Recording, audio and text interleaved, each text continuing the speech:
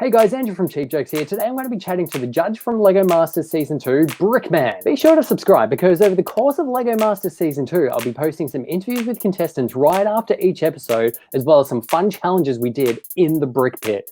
But for now, would you please welcome BRICKMAN? How you going, Andrew? Going good? Going good. Very excited for Season 2. Congrats on making it to a Season 2. This is going to be pretty exciting for you. Well, I guess it's congratulations that we've made it already. Whether or not it's a success or not, of course, that's up to our viewers and watchers and all of that kind of stuff. Hopefully they tune in to watch it. Yeah. Did you expect Season 1 to be as popular as it was? It's funny. I mean, you understand Lego just as well as anyone. We've always known how cool Lego is and how much awesome fun it is, and all the greatness of Lego. If that could translate into a television show, that was the big unknown. That was like, will this be popular? Will mainstream people want to watch it? And as it turns out, that our love for the brick is shared by everybody. So big thumbs up. Lucky, huh? Series going global as well. So you've seen the US. Where else have we seen it? A German edition and a Swedish edition. How do you find the Swedish version of you? I haven't seen it actually. I don't know any Swedish. Hi. That's about all I know in Swedish, I'm afraid. So my language skills aren't real good. But I'll be curious to see what they've done with the show, actually. I'll have to get subtitles, of course. But hopefully it comes out good. Have you seen the US version? I have, yes. I've been watching it religiously. We sit down on a Thursday night because, of course, I think it's Wednesday in America. Okay, Thursday by the time we get it. So, we sit down and watch it and have a good laugh. What are your thoughts? You can't compare because obviously America does things a little bit differently, but it's nice to actually watch the show just as a viewer, as opposed to someone that's invested and has put all their energy and effort into making it. So it's nice just to sit back and get the entertainment value, I guess, of what the show actually is. So, no, we've been enjoying it a lot. They're equally as creative. It's pretty cool. And it's funny, my judge's hat, of course, being in the Australian version versus what the Americans are, I'm like, have they done that the right way? Have they not done that the right way? I can't help but be a little bit judgy in a few places, but you can't argue with Amy and Jamie. They can't argue at all. Let's talk about Season 2. So I guess, first of all, what did you learn from Season 1 and what changes did you make going into Season 2? Yeah, look, it's really interesting. I mean, I've been doing Lego for a while, so I'm pretty comfortable and happy with the whole Lego side of things. It's more television. It's this crazy, strange world where, all of these people are involved and for various, everyone's got a job to do and they're all so busy and running around everywhere. You don't realise that a television show like Lego Masters takes 75 people to put together. And so being part of a machine that does that, it was very mind-blowing. When we came together for this second series, it felt like just the family was back together again. Literally everyone behind the scenes was the same as the first series. It just made it so easy and simple. We just got straight back into the groove again, and it really felt like we hadn't stopped. And Season 1 set some pretty high expectations for this year's contestants. Is that the same for you as a judge? Well, it's funny you should say that because mad props kind of have to go to the Series 1 people because they had no idea what the show was about. They didn't know whether it was going to be about, drama, or if it was going to be about Lego building. They didn't know, the tropes of reality television might kick in. So they had absolutely no idea. And they were very brave in coming forward and doing that. So, they kind of deserve to be put on this high pedestal. Whereas everyone that came in Series 2, of course, had watched Series 1. Well, hopefully they'd watched Series 1 anyway. Yeah. And they knew roughly what to expect. They knew who the host was. They knew who the judge was.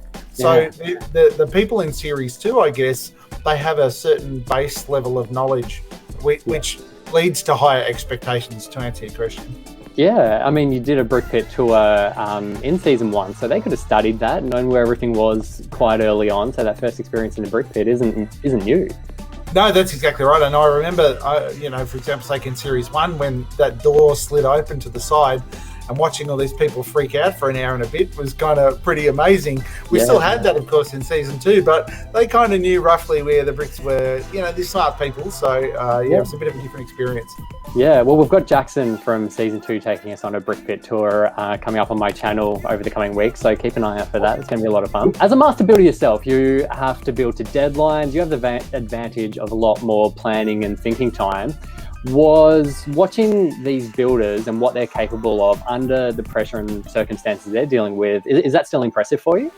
Oh, it's crazy impressive. I think, when we do a Lego build for whatever it is, it might be big, might be small, whatever it is, so, we have our own pressures associated with that. Those pressures that we build under are absolutely nothing compared to what the people in Lego Masters have to put up with. Yeah. They've got cameras in their faces, they've got big bright lights, they've got a limited brick pit, they've got a very specific challenge they have to go to. The pressure that they're under is absolutely extraordinary, and it's amplified. Watching what they do is absolutely impressive, and a lot of it's not seen on camera, but the teams are G'ing each other up. They're very passionate about each other. It's I use the analogy again, it's a bit family-like, but there's this whole thing about everyone wanting everyone to succeed.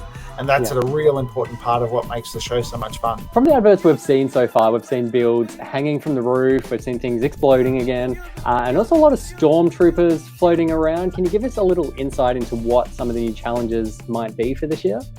No spoilers. Absolutely no spoilers, I'm afraid. Can't do any spoilers. We've got this arsenal of challenges, of Lego cool challenges that we've got, and we've put the contestants through.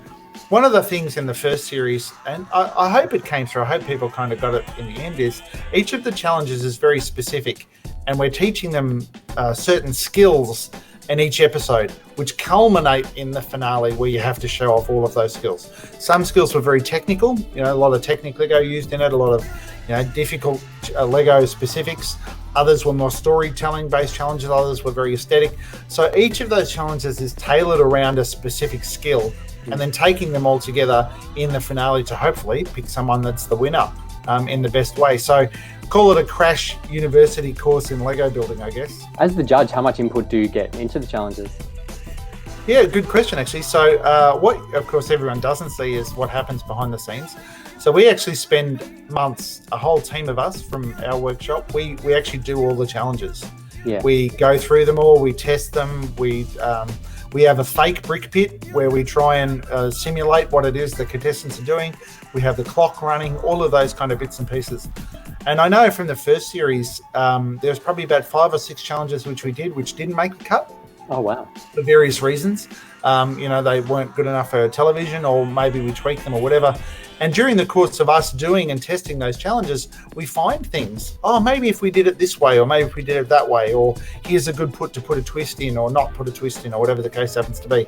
Yeah, right. So there's a lot of testing. Often challenges are done 3 or 4 times before we'll agree to do it on TV. The best way to learn is from your failures. I want to know what challenges weren't feasible for the show.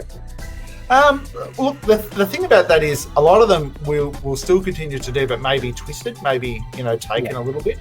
I know we played around in Series 1 a lot with, we really wanted to do like a Robot Wars style challenge using Mindstorms or that kind of stuff. Really get into that. The unfortunate part about that is there's such a learning curve on it, and if teams haven't played with Mindstorms before, it's a very difficult thing to just pick up and run with. And so the timing challenge around that is almost impossible to do. And not only that, but to make something that can kill another robot would take a very long time, would take sort of 30, 40 hours, and that's just not feasible for TV. So challenges like that tend to fall by the wayside, or we modify it and we take a little bit of it and then turn it into another challenge. Yeah, right. Because I did see the iPads on the table for this season in some of the previews, and was thinking maybe there was a robot aspect to it.